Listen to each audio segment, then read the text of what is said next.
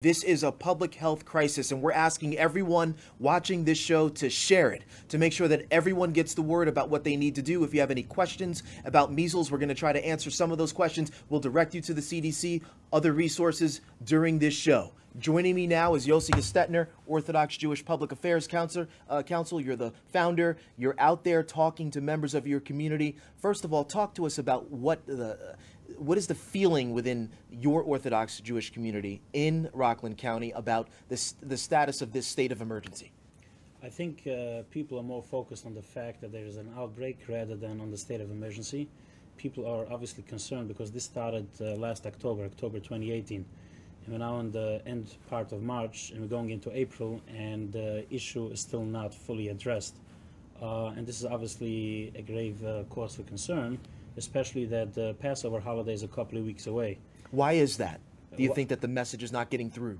I think it takes a lot of time for stuff to move. And even if people hear it, so some people may think, all right, it's an issue and I'll worry about it tomorrow. So I think by declaring an emergency, what the county executive and the county staff has done is they are telling people essentially this is very important. This is a state of emergency, and if they're not yet vaccinated, the children are not yet vaccinated, they need to take care of it. Well, let's be clear here so people understand, give this some context. Public health officials have already identified that one of the major causes of the outbreak are people traveling from Israel, where there is a major measles outbreak currently coming into this area, combined with the fact that there are low vaccination rates among many families in the Orthodox Jewish community. And generally speaking, vaccination rates are low across the country. You combine all of those two factors and you have this outbreak here. And one of the questions that we heard over and over again was enforcement, right? So how are you going to enforce this this state of emergency where you're going to ban people from public spaces? Before we get to that, what kind of outreach is taking place, as far as you know, within your community? Over the past few months, or even longer, I have seen ads and articles, mailers, in publications in the mail, where people are informed about the severity of the issue. When you go to the doctor's office for the children, they'll hand you a pamphlet regarding this issue.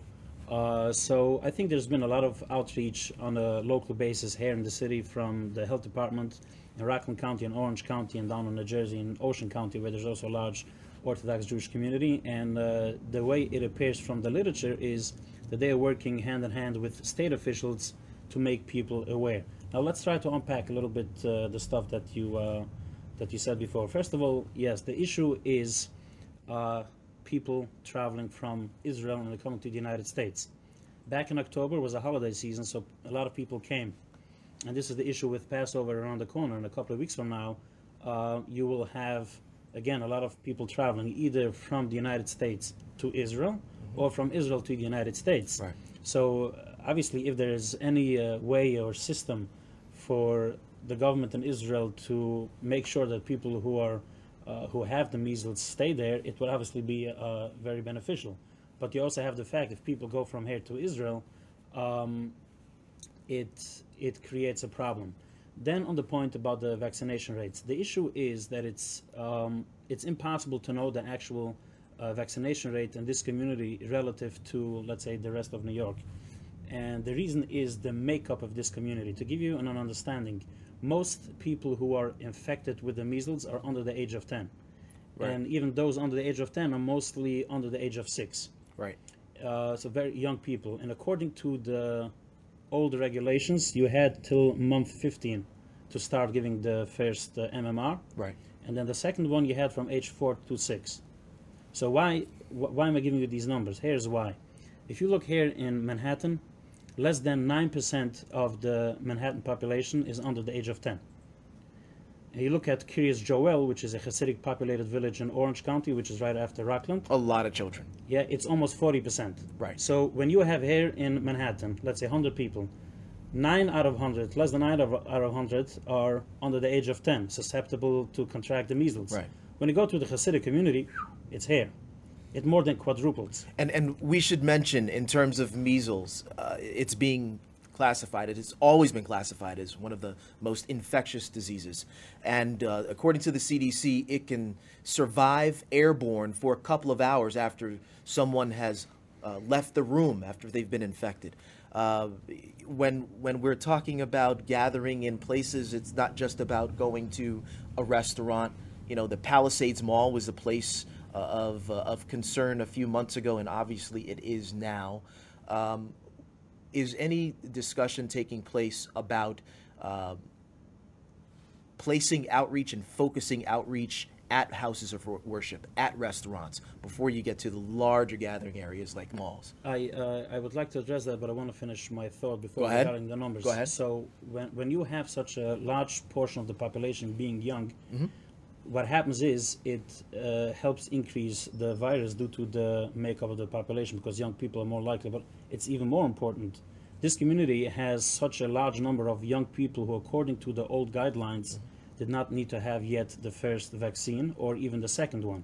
So when the government said that instead of waiting till 50 months, you got to do it at 6 months, by dropping the standards, which is fine because this is what professionals say needs to be done, you have brought in thousands upon thousands of children, not 2,000-3,000, probably well above 10,000 between Rockland, Orange, and Brooklyn, in this community who are suddenly now in need of getting the vaccination. So when Yes. you take these numbers, suddenly put them into the pool, oh, the vaccination rate is very low. So I do not have, there isn't a fact statistic to confirm that the vaccination rate in the Orthodox community is lower than it would be in the rest of society. Okay. There is, however, a community which has a lot of young children who did not need to have the first vaccine a half year ago, or are not even eligible, so to speak, for the second one. Right. And to your point, we don't know the exact vaccination rate among the Orthodox Jewish community, but what we do know is that according to the Rockland County executive, about a third, almost a third of the population in the county, 18 years old and younger, is not vaccinated. Yeah. So it's of a major concern. Obviously, no one lives in a bubble here. Correct. We're talking about this, and we decided to dedicate this show to this topic because we're all living together here Sure. in the New York metro area.